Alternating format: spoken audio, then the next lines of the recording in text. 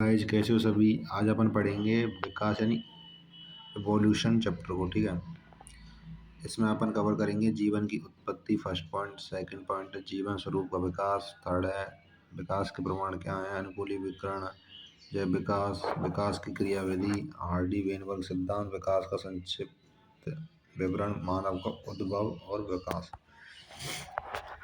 अब इसमें सबसे पहले फर्स्ट पॉइंट है जीवन की उत्पत्ति।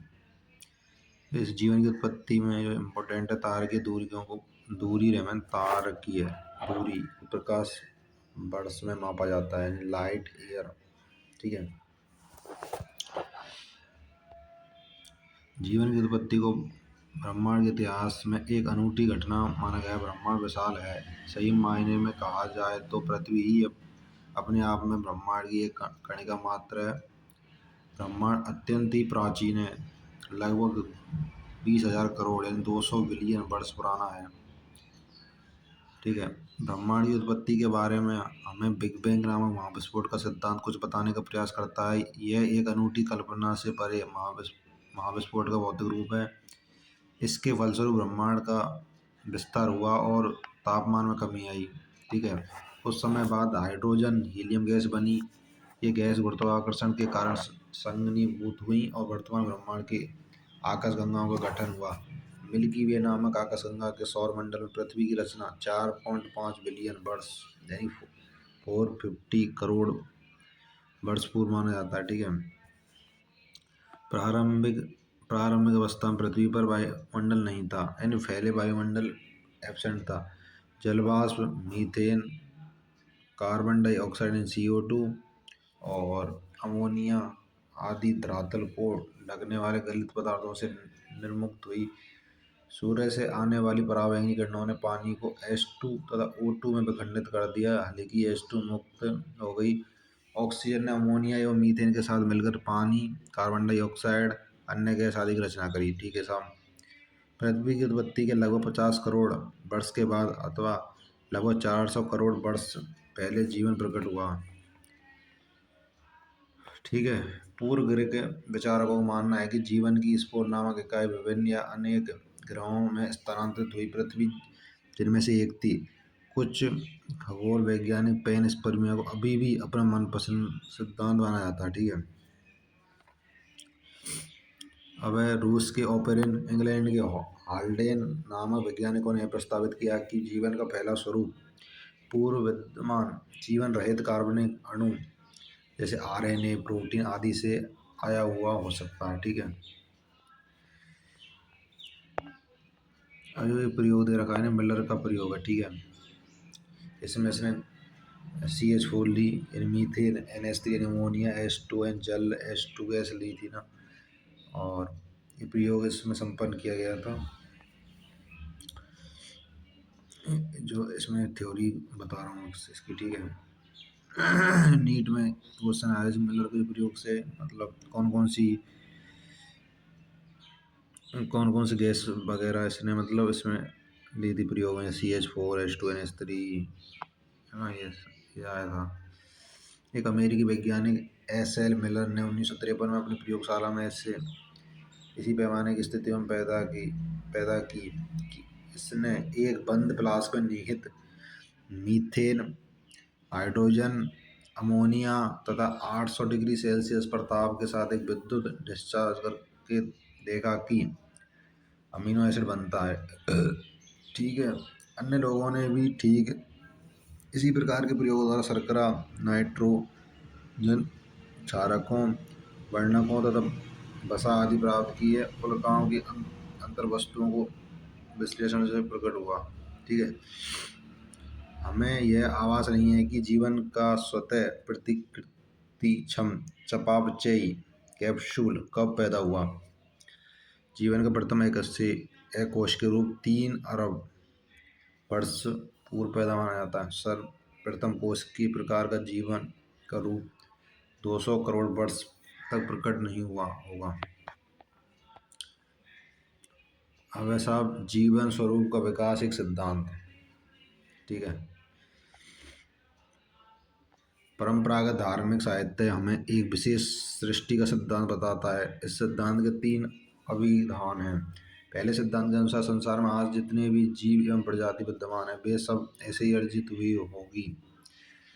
दूसरे सिद्धांत के अनुसार उत्पत्ति के समय से ही यह जैव विविधता थी और भविष्य में भी ऐसी रहेगी। तीसरे के अनुसार पृथ्वी केवल 4000 वर्ष प्राचीन है और सभी विचारों में प्रचंड परिवर्तन 19वीं सदी में आए होंगे। यह अवधारणा HMS बीगल नामक विश्व समुद्री जहाज यात्रा के दौरान अवलोकन पर आधारित है, जो कि नीट में वो क्वेश्चन है कि HMS बीगल जो कि डार्विन की विश्व समुद्री जहाज थी, ठीक है। दूसरे शब्दों में जीव या जीव संख्या में उपयोगिता, यह उपयोगिता डार्विन के अनुसार जनन संबंधी उपयोगिता रह जाती है। जो वातावरण में अधिक उपयुक्त थे उनकी अधिक संतानें हुई हैं, ठीक है। अंत में उनका वर्ण होता गया। डार्विन ने इसे प्राकृतिक वर्ण चुना हुआ, ठीक है, नेचुरल सिलेक्शन है ना। एक प्रकृति वैज्ञानिक एल्फ्रेड वोल्स को भी स्मरण करें, जिन्हें मैलेआर के पहलुओं पर काम किया था। और विकास के प्रमाण क्या क्या है इसमें देखो, ये दे रखे हैं चित्र। ट्राइसेरोटॉप्स, ट्राइरेनोसोरस, टेरेनोडॉन, क्रोकोडिलीन और आर्क्योपटेरिक्स, स्टेगोसॉरस, ब्रैकियोसॉरस, ये मतलब डायनासोर हैं ये, ठीक है। जीवों के रूप विभिन्न कालों में प्रकट हुए, इन सभी को पैलेओंटोलॉजिकल या पुराजीवी प्रमाण कहा गया है। विकास के लिए भ्रूणात्मक समर्थन भी अर्नेस्ट हैगल द्वारा प्रस्तावित किया गया था, जो कि नीट में आया क्वेश्चन है। यानी कि जो अर्नेस्ट हैगल है ना, उन्होंने विकासात्मक मतलब विकास के लिए भ्रूणात्मक समर्थन दिया था, ठीक है। ये प्रमाण कुछ विशिष्ट संरचनाओं के प्रेक्षण पर आधारित थे, जो सभी कशेरुक जीवों के भ्रूण में उभयनिष्ठ रूप से पाए जाते हैं, परंतु वयस्क जंतुओं में अनुपस्थित होते हैं। उदाहरण, मनुष्य सहित सभी कशेरुक जंतुओं के भ्रूण में सिर के ठीक पीछे अवशेषी कल्पनाओं की श्रृंखला विकसित होती है, ठीक है जी। अब है, परंतु ये प्रस्ताव कार्ल अर्नेस्ट बेयर द्वारा सावधानीपूर्वक किए गए गहन अध्ययन के आधार पर स्वीकार कर दिया। देखो, अर्नेस्ट हैकल ने जो दिया था ना प्रस्ताव कि भ्रूणात्मक विकास का जो मतलब इसने प्रस्ताव दिया था, वो कार्ल अर्नेस्ट बेयर द्वारा अस्वीकार कर दिया। हैकल ने तो दियो, अर्नेस्ट बेयर ने मतलब उसको अस्वीकार कर दिया, ठीक है।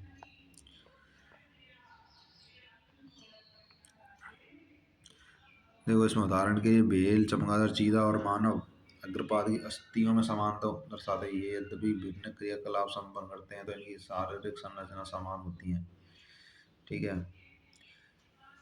ये अपसारी विकास है और संरचना समझात ये होती हैं। अपसारी विकास में संरचना समझात यानी एक सेम होती है, बिल्कुल एक जैसी, जिसमें समान पूर्वज परंपरा होती हैं। इस घटना को समझातता कहते हैं। इसके अन्य उदाहरण कशेरुक के हृदयों एवं पुरुषों एवं मस्तिष्क इस प्रकार से पेड़ों में बोगनवेलिया एवं कुकुरबिटों के कांटे एवं प्रतान में भी समझातता का प्रदर्शन दिखाया जाता है। तुल्य रूपता बिल्कुल विपरीत स्थितियों को दिखलाती है। पक्षी एवं तितलियों के पंख लगभग एक समान दिखते हैं, लेकिन इनमें पूर्वज परंपरा सामान्य नहीं है और न ही शरीर रचना में समानता है। भले ही वे समान क्रियाओं को संपन्न करते हैं, इनके अलावा अनुरूपता या तुल्य रूपता का उदाहरण ऑक्टोपस अष्टभुज तथा स्तनधारियों की आंखों की है। ये पेंगुइन या डॉल्फिन मछली के फ्लिपर्स में अनुरूपता है, ठीक है। इसमें देखो बोगनविलिया कांटे और कुकुरबिटो के प्रतान जो कि सेम है, ठीक है। और जैसे मानव, चीता, व्हेल, चमगादड़, ठीक है, ये भी ये किसके उदाहरण हैं? समझातता के उदाहरण है।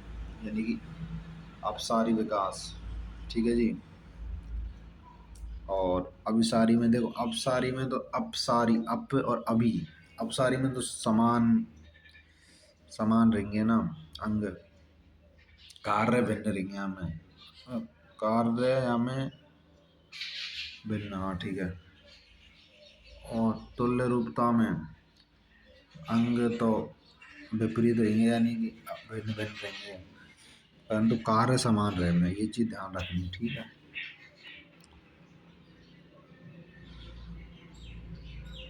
तुल्य रूपता के अन्य उदाहरण जैसे शकरकंदी, आलू, तना। अरे श्वेत पंख और काले पंख वाले शरतों के वृक्ष के तने के चित्र। इसमें फर्स्ट है प्रदूषण रहित और एक प्रदूषण युक्त क्षेत्र, ठीक है। मनुष्य ने पादप एवं पशुओं को कृषि, बागवानी, खेल तथा सुरक्षा के लिए चुना, और बहुत सारे जंगली जानवरों को पालतू बनाया तथा खेती फसलें उगाई। इन सघन प्रजनन कार्यक्रम पर नस्लें तैयार हुई जो कि अन्य वंश प्रकारों से भिन्न थी। प्राकृतिक वर्ण के समर्थन में एक अन्य अवलोकन इंग्लैंड में शरतों यानी मौत के संग्रह का है।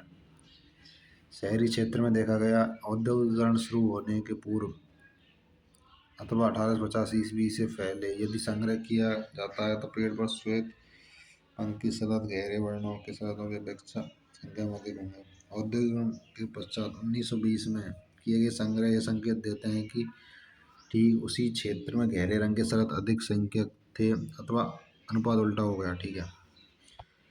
अब जैसे औद्योगिकरण है, तो औद्योगिकरण से पहले यानी 1850 में तो प्रदूषण रहे थे, और 1920 में प्रदूषण युक्त थे, ठीक है। ये चीज़ ध्यान रखनी है। अब ऐसा अनुकूलीकरण, डार्विन अपनी यात्रा के दौरान गैलापागो द्वीप गए थे। कौन से द्वीप गए थे भाई डार्विन? गैलो गैलापागो, जो नीट में आया क्वेश्चन है, PY गए, ठीक है। उन्होंने एक काली छोटी चिड़िया ने विशेष रूप से आश्चर्यचकित कर दिया। उन्होंने महसूस किया कि उसी द्वीप के अंतर्गत विशेष प्रकार की फिंच भी पाई जाती हैं।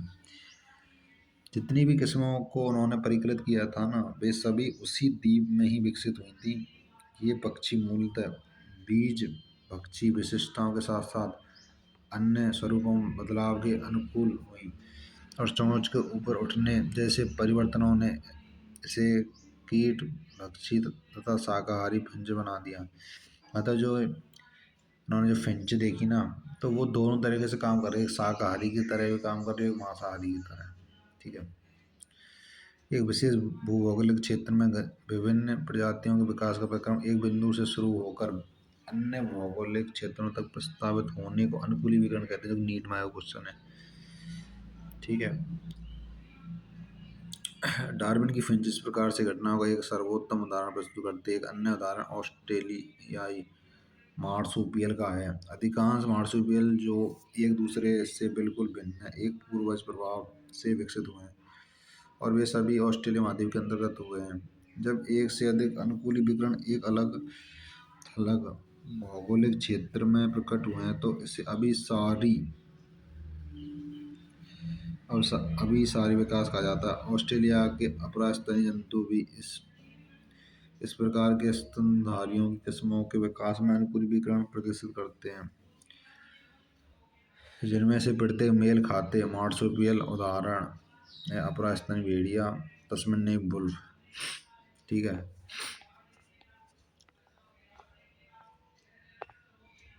अब इसमें सब शिशुधानी जो विकरण है, इसमें फर्स्ट तस्मेनियन भेड़िया, बाघ, बिल्ली, परिचीटी, कौड़, शिशुधानी, चूहा, कंगारू, बॉम्बट, बैंडिक्यूट, कोयला, शिशुधानी, छछूंदर, शक्कर का ग्लाइडर, ठीक है।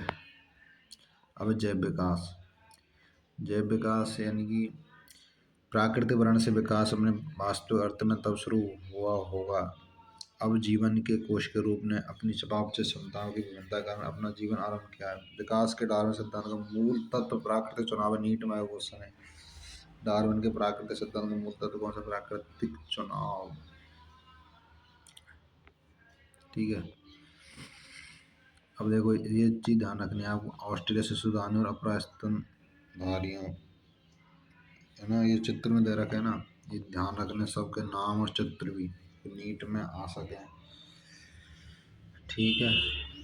जैसे अपरा स्तनीय ऑस्ट्रेलिया शिशुदानी तो चुचंदर, ऑस्ट्रेलिया शिशुदानी कौन सा, वो शिशुदानी स्तनीय चुचंदर, ऐसे शिशुदानी लग जाएगा बस, कुछ कुछ में बाकी कुछ के नाम डिफरेंट भी हैं। चीटी खो रहा है तो नमगेट चीटी खो रहा जाएगा, चूहा है तो शिशुदान चूहा आ जाएगा, लैमर है तो नब्बेदार कसकस, उड़न गिलहरी तो उड़न फ्रेंजे, टॉम बॉब बॉब केट है तो तस्मिन टाइगर कैट है, भेड़िया तस्मिन भेड़िया।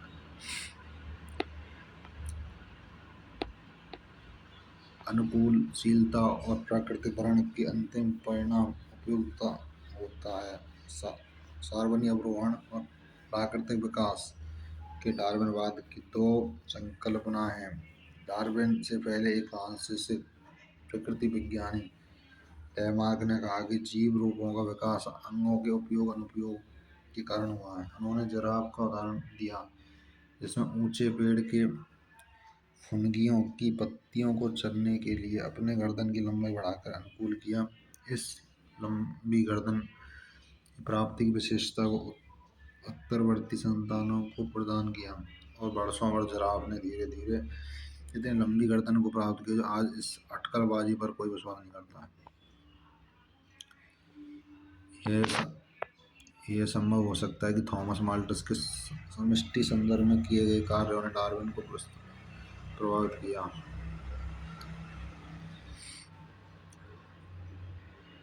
विकास की जो क्रियाविधि, विकास की जो क्रियाविधि में रोबर्ट ब्रिज ने इब्निंग प्राइम रोज पर काम करके म्यूटेशन के विचार को आगे बढ़ाया। ठीक है।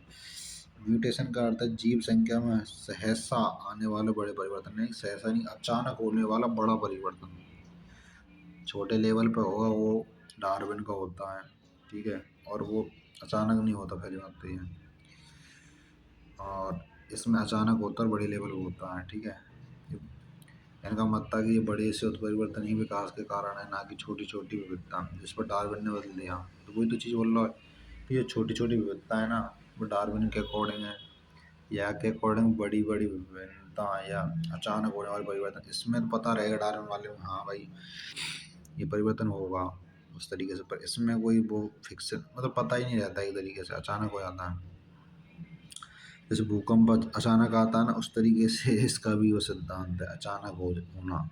कुछ संकेत तो ऐसे होते नहीं, हाँ भूकंप आएगा इस तरीके से। ठीक है। उत्परिवर्तन यादृच्छिक और दिशाहीन होते हैं, जबकि डार्विन की विविधता छोटी छोटी और दिशावान। ठीक है। डार्विन के लिए विकास क्रमबद्ध होता है, जबकि वोडी ब्रिज के अनुसार उत्परिवर्तन ही प्रजाति की उत्पत्ति का कारण है। इन्होंने इसे साल्टेशन विशाल परिवर्तन का बड़ा कदम बताया। समष्टि आनुवंशिकी में किए गए बाद में अध्ययनों में से स्पष्टता आ गई। PYQ भी आ गए, वोडी ब्रिज के अकॉर्डिंग तो बड़ा परिवर्तन है और अचानक परिवर्तन है। और इन्होंने इवनिंग प्रिमरोज पे काम करो, ये भी क्वेश्चन आया नीट में।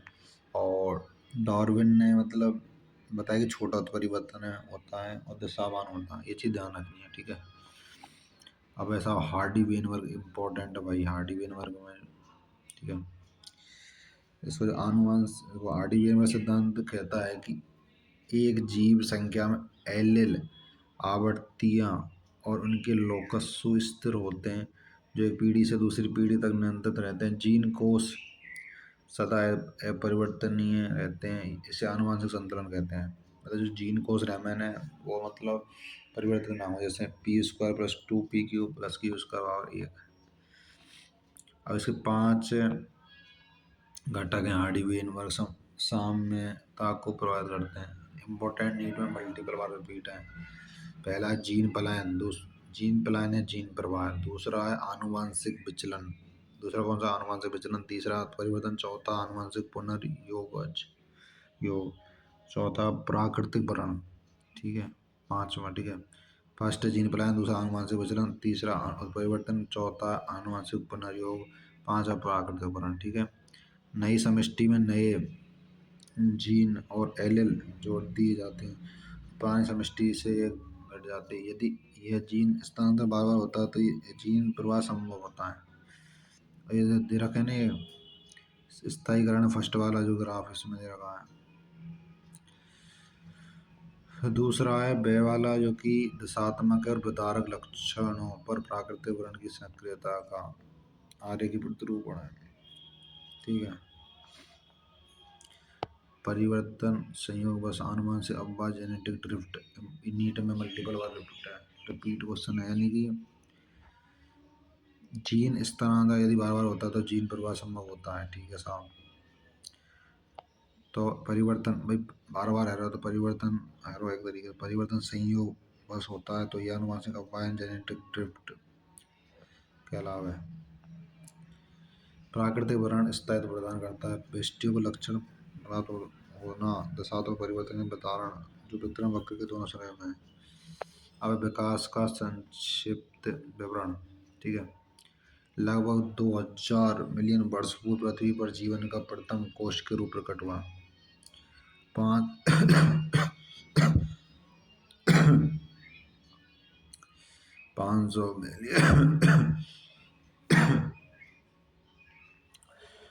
मिलियन वर्ष पूर्व अकशेरुकी जीव बने एवं क्रियाशील हुए। जबड़े रहित मछली संभवतः 350 मिलियन वर्ष पूर्व विकसित हुई। समुद्री खरपतवार एवं कुछ पादप 320 मिलियन वर्ष पूर्व अस्तित्व में आए। मजबूत एवं सुदृढ़ पंखों वाली मछली धरती पर आ जा सकती थी, ऐसी लगभग 350 मिलियन वर्ष पूर्व संभव हुआ था। 1938 में दक्षिण अफ्रीका में एक मछली पकड़ी गई, स्लांकेथी। नीट में क्वेश्चन है कि 1938 में दक्षिण अफ्रीका में कौन सी मछली पकड़ी गई, तो स्लांकेथी। ऐसे प्राणियों को लोबेफिन यानी पॉलीपर्व कहा गया है, जो कि पहले उभयचर प्राणियों के रूप में विकसित हुए और जो जल थल दोनों पर ही रहे। हमारे पास आज इनका कोई नमूना नहीं बचा। हालांकि आधुनिक युग के प्राणी मेंढक एवं सलामेंडर जीवों के पूर्वज थे।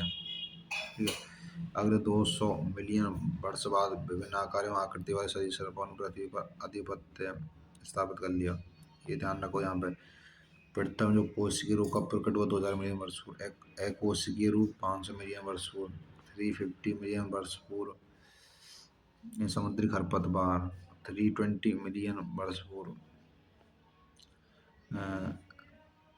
320 मिलियन वर्ष पूर्व हुआ है समुद्री खरपतवार, जबड़े रहित मछली और सुदृढ़ पंखों वाली जो मछली 350 मिलियन वर्ष पूर्व।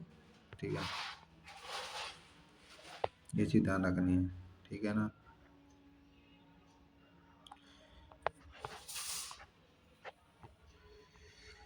विशाल परिणाम या टेरिडो उपस्थित है। लगभग 200 मिलियन वर्ष पूर्व संभवतः मछली जैसे सरीसृप जैसे इक्थियोसॉर्स के रूप में प्रकट हुए। पृथ्वी पर रहने वाले सरीसृप निश्चित ही डायनासोर थे। यानी पृथ्वी पर सरीसृप रहते हैं ना, और निश्चित तौर पर क्या आते हैं, डायनासोर। इसमें सबसे बड़ा अथवा ट्राइरेनोसोरस रेक्स, जो कि नीट में आया हुआ क्वेश्चन है। ठीक है, ट्राइरेनोसोरस इम्पोर्टेंट है ना। ट्राइरेनोसोरस रेक्स लगभग 20 फुट ऊंचा विशाल डरावनी कटार जैसे दांतों वाला था। लगभग 650 मिलियन वर्ष पूर्व अचानक पृथ्वी से डायनासोर समाप्त हो गए।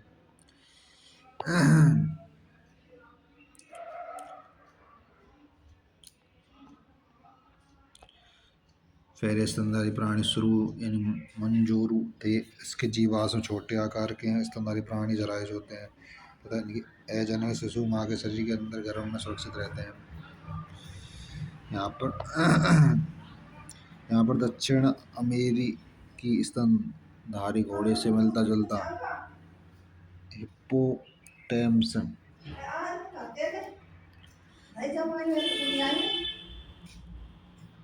भालू तथा खरगोश आदि थे। कल ले आएंगे दूध।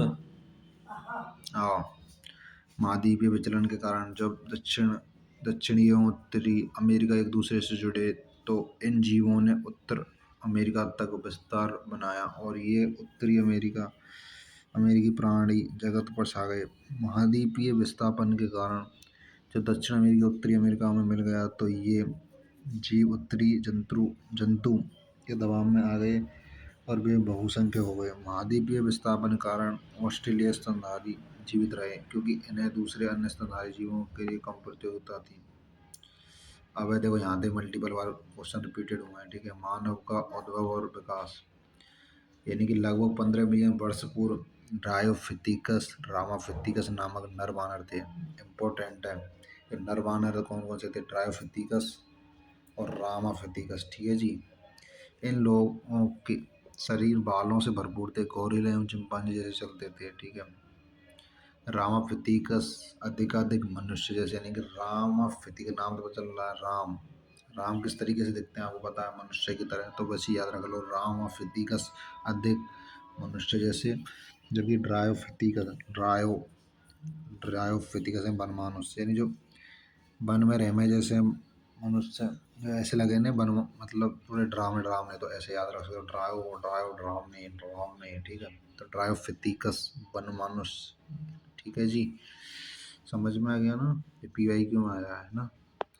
इसके बाद में साहब पढ़ेंगे लगभग 2 मिलियन वर्ष पूर्व ऑस्ट्रेलोपिथेसी ने आदि मानव संभवतः पूर्वी अफ्रीका के घास के स्थलों में रहता था।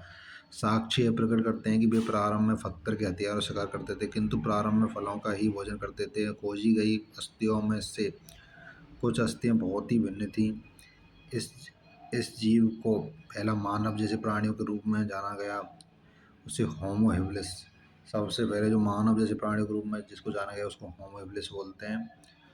उनकी जो दिमागी क्षमता है ना 650 टू 800 सीसी के बीच है, यानी 650 से लेकर 800 सीसी है होमो हेबिलिस की, ठीक है। और ये शाकाहारी है, पहली बात है, मांस नहीं खाते। 1901 में जावा में खोजे गए जीवाश्म ने अगले चरण के बारे में भेद प्रकट किया। यह चरण था होमो इरेक्टस जो 1.5 मिलियन वर्ष पूर्व हुआ। होमो इरेक्टस का मस्तिष्क जो लगभग 900 सीसी का है और जो कि मांस भी खाता है, ठीक है।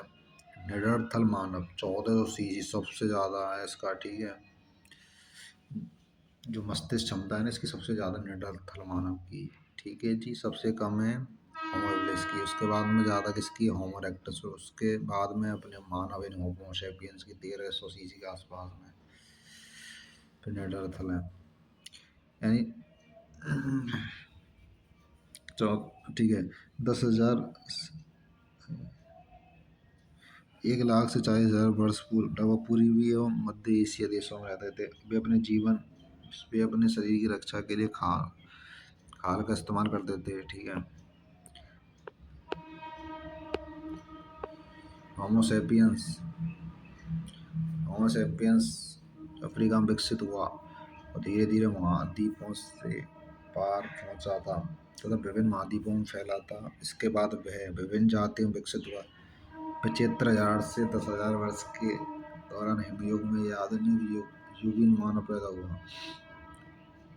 यानी कि आधुनिक युग का जो मानव कब पैदा हुआ था? 75,000 से 10,000 वर्ष के दौरान।